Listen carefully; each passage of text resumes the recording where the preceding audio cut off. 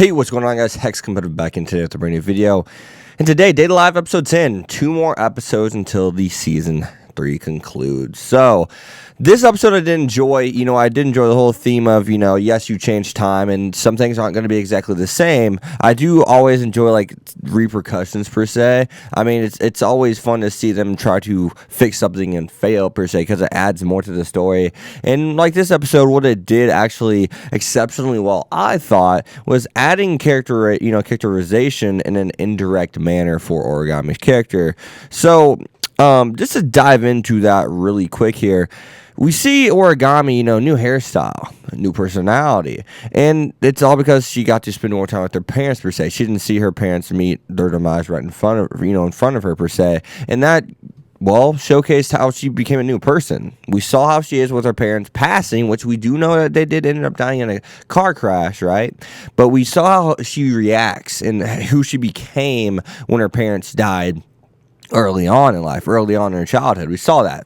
Really kind of robotic, emotionless-esque kind of girl, right? And now we get to see that she's way more filled with emotion. She's embarrassed, unlike the other Origami that was just gave no Fs, right? Did not care about anything, did not get embarrassed. She didn't know what embarrassment was. Now she's just a really kind of timid-esque. I don't want to say she's definitely shy, because she isn't afraid to talk to, Shido. We saw that. But she's timid-esque, and she's really gets embarrassed easily. So we get to see where that characterization comes from, right? We get to see, now we know why Origami is the way she is. And I love how they did it in the indirect manner they did. They didn't try to shove it in our face. They didn't just straight up tell us, which that's fine. But I do like some originality, per se, whenever you present something. I like presentation being a little bit different. So that's why I like whenever I get my hands on indirect characterization or indirect whatever it may be, character growth.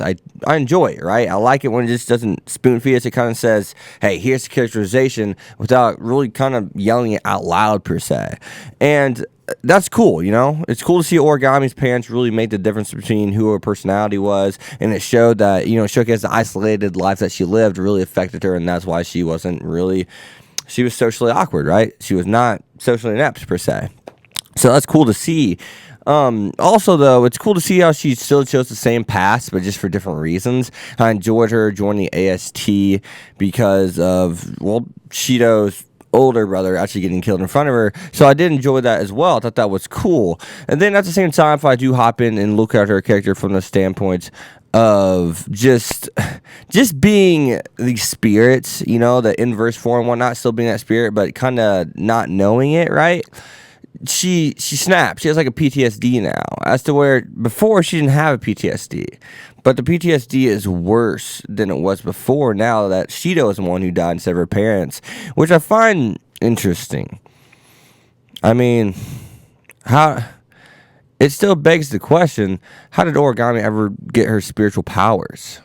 That question still hasn't been answered. Think about that. That question still hasn't been answered. How did she get her spiritual powers? What? Okay, obviously she came in contact with that one spirit that we still don't know who the hell is yet, right? That's clear. Clearly she came in contact with that spirit sometime down the road, and that's why they wanted to see all her life by using, what is it, Yodo? I think it's, whatever, Kurumi's gun, you guys know what I'm getting at.